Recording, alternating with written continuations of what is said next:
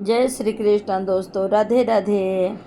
और चलिए हम भगवत गीता का 5वां अध्याय का 13वां भाग सुनते हैं। तो श्रीमद् भागवत गीता के 5वें अध्याय का महात्म्य जानने के लिए तुम्हें एक छोटी सी कथा सुननी पड़ेगी। तो विष्णु भगवान बोलते हैं लक्ष्मी जी को, तो चलिए हम लोग साथ में सुनते हैं ये कहानी। सुनाइए प्रभु, लक्ष्मी जी बोली। तो सुनिए कहकर भगवान विष्णु ने कथा सुनानी प्रारंभ की। प्राचीन काल में मगधपुर नामक नगर में एक अत्यंत ही कुलीन ब्राह्मण रहता था। उस ब्राह्मण का नाम बैजयंती था। बैजयंती के 5 पुत्र थे।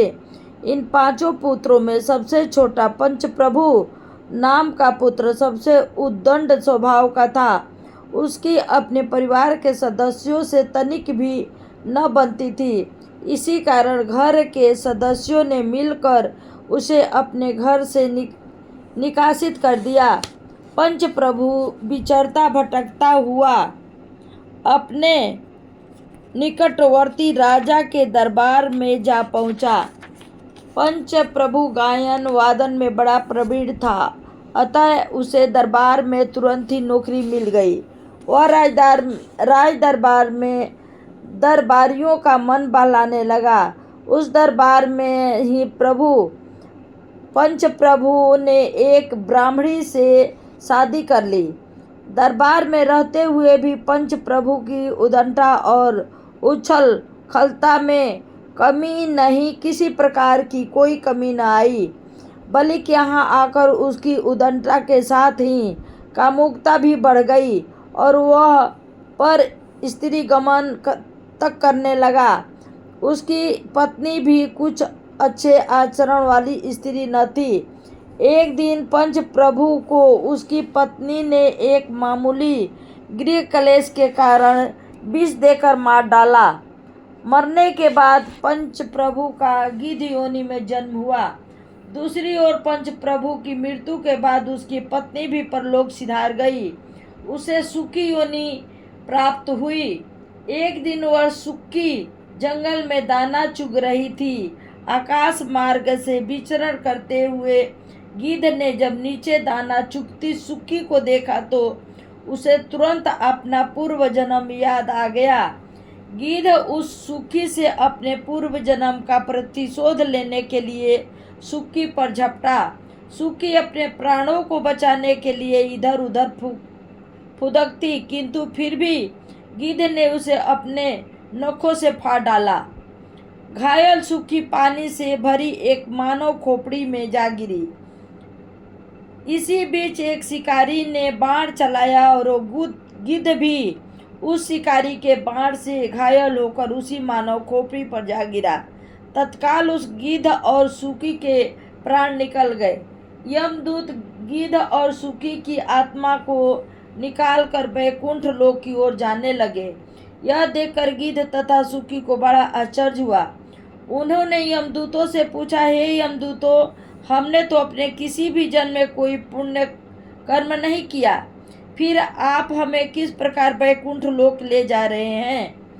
एक यमदूत बोला, हे प्राणियों, तुम दोनों ने प्राण त्याग करते समय जिस मानव कपाल में पड़े जल के छींटे प्राप्त किए थे, वह कपाल वास्तव में एक तपोनिष्ठ महापुरुष की थी। वो तपोनिष्ठ महाप्रभु ब्रह्म वेदांत एकांत सेवी मनोहर रहित शांत चित्त वाला तथा किसी से ईर्ष्या देश न रखने वाला था। इसके साथ ही वह गीता के 5वें अध्याय का पाठ भी नित्य प्रतिदिन किया करता था। इसी कारण उस महापुरुष के प्राण त्यागने के बाद उसकी आत्मा को मोक्ष प्राप्त हो गया और उसकी कपाल में पड़े वर्षा के जल के छींटे पड़ने से तुम्हारी मुक्ति हो गई। यह कथा सुनने के बाद भगवान विष्णु ने लक्ष्मी जी से कहा, हे लक्ष्मी, इस प्रकार उस तपोनिष्ठ ब्राह्मण को जो गीता के 5वें अध्याय का निष्ठ प्रतिदिन पाठ करता था, सहज ही परम पद की प्राप्ति हो गई। यही गीता के 5वें अध्याय का महात्मा है। जय विष्णु भगवान की जय। नमो भगवते वासुदेवाय। ओम नमो भगवते वासुदेवाय। अब यहाँ से 6वां अध्याय शुरू हो रहा है। 6वां अध्याय आप लोग सुनिए। भगवान श्री कृष्ण अर्जुन को समझाते हुए बोले, जो प्राणी कर्म के फल का आक्षेप न लेकर करने योग्य कर्म को करता है, वही सन्यासी तथा योगी कहलाता है। केवल अग्नि प्रज्वलित करके भस्म रमाने वाला प्राणी योगी अथवा सन्यासी नहीं होता। इसी प्रकार विभिन्न क्रियाओं को परित्याग करने वाला भी योगी नहीं होता। हे अर्जुन, जिसे सन्यास कहा जाता है उसे ही योग भी कहा जाता है। जो प्राणी कामनाओं तथा संकल्पों का परित्याग नहीं करता वह योगी नहीं हो सकता। योग में प्रवृत्त होने वाले मननशील प्राणी के लिए योग की प्राप्ति हेतु निष्काम भाव से कर्म करना चाहिए। योग में प्रवृत्त हो जाने के बाद उस योगी पुरुष को सभी कामनाओं तथा संकल्पों से निर्भीत हो जाना चाहिए। यही योगियों के कल्याण का कारण कहा गया है। जिस काल में कोई प्राणी इंद्रियों के विषय भोगों तथा कर्मों के फल के प्रति अनासक्त रहता है और साथ ही वह सभी प्रकार के कामनाओं एवं संकल्पों से भी विमुक्त रहता है। हे अर्जुन, प्राणी को यह मानव शरीर प्रभु की कृपा से इसलिए प्राप्त हुआ है ताकि वह सुकर्म करके इस संसार सागर से अपना उद्धार कर सके, इसलिए नहीं कि वह कुकर्म करके अधोगति को प्राप्त हो। यदि प्राणी चाहे तो वह स्वयं ही अपना उद्धार कर सकता है और स्वयं ही पतन का रास्ता अपनाकर नरकगामी बन सकता है। इस प्रकार प्राणी स्वयं ही अपना मित्र और अपना शत्रु भी बन जाता है। जिस प्राणी द्वारा अपना मन, इंद्रिया तथा शरीर अपने वशीभूत कर लिया गया हो वह प्राणी स्वयं अपना मित्र है, तथा जिसके द्वारा अपना मन, इंद्रिया तथा शरीर अपने वशीभूत नहीं होता वह अपना स्वयं का ही शत्रु होता है।